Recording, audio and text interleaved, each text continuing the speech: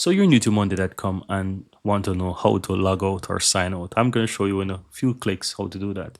Once you're inside your account, simply click your account on the upper right hand side, and at the bottom you have log out. Once you click on that, you'll be logged out of Monday.com.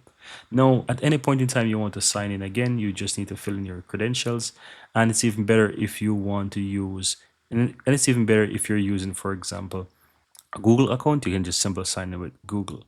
If you're using, for example, your business details, if you're using, for example, your business email, you can easily go ahead and sign in with those details, and you can, for example, save that into your Chrome password, so that whenever you're signing in, you just need to click, it will populate your email and password, and you can just simply sign in there. But in my case, I just use Google.